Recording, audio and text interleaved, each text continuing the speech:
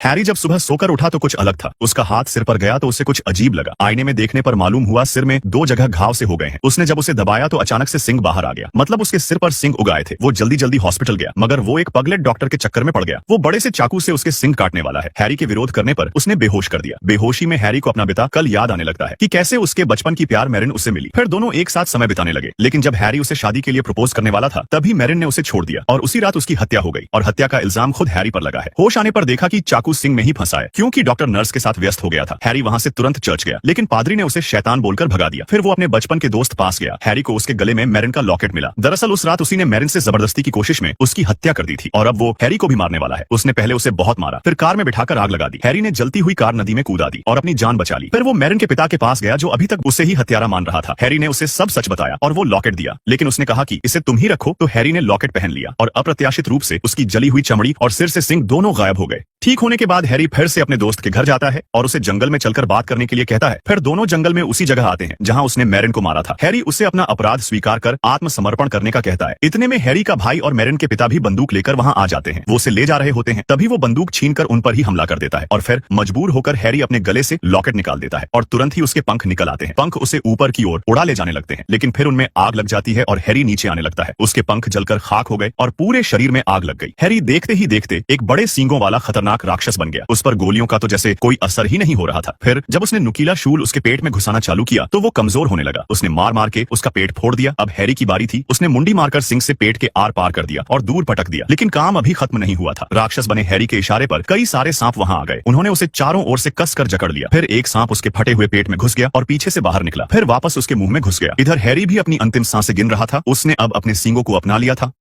ये लड़का गलती से एक गहरी खाई में गिर जाता है और उसके दोस्त जल्दी से भागकर उसे देखने लग जाते हैं। डेविड बिना कुछ कहे उसके पीछे कूद जाता है और टेरी भी किम को जबरन नीचे खींच ले जाती है। लेकिन इतनी ऊंचाई से गिरने के बाद भी पांचों लोग बिना किसी चोट के एक झरने में गिरे होते हैं। अधिक आश्चर्य की बात यह होती है कि उनके शरीर से अलग अलग रंगों की चमकदार रोशनी निकल रही होती है। तभी जॉन पानी के अंदर गोता लगाता है और उसे कुछ जादुई चीज दिखाई देती है। जल्दी से वो अपने साथियों को जांच करने के लिए बुलाता है और अंदर उन्हें एक काला घेरा दिखाई देता है। जॉन अपना हाथ आगे बढ़ाता है और पानी की दीवार ग्रेविटी पर काबू पाकर झील को खुद से अलग कर देती है। निक धीरे धीरे अपना सिर नीचे की ओर बढ़ाने लगता है। पांचों लोग खुद को पानी में लटका देख हैरान रह जाते हैं कि तभी पांचों लोग गलती से खुफिया जगह पर पहुंच जाते हैं और जल्दी से घाटी की गहराई में जाने लगते हैं। हालांकि उनके सामने धातु की एक विशाल इमारत दिखाई देती है जो उन्हें काफी आश्चर्य में डाल देती है। जेसन देखता है कि उसकी जेब में रखा सिक्का अचानक चमकने लग गया है। उनके पीछे का दरवाजा अचानक खुलने लगता है और वे बहादुरी से इसके अंदर चले जाते हैं। अंदर अल्फा वी रोबोट पेस्टाइट मिलियन वर्षों से इस भूमिगत अंतरिक्ष यान में दुश्मनों से बचने के लिए उनका इंतजार कर रहा होता है। रोबोट से उन्हें पता चलता है कि घोस्ट क्वीन 11 दिनों के अंदर इस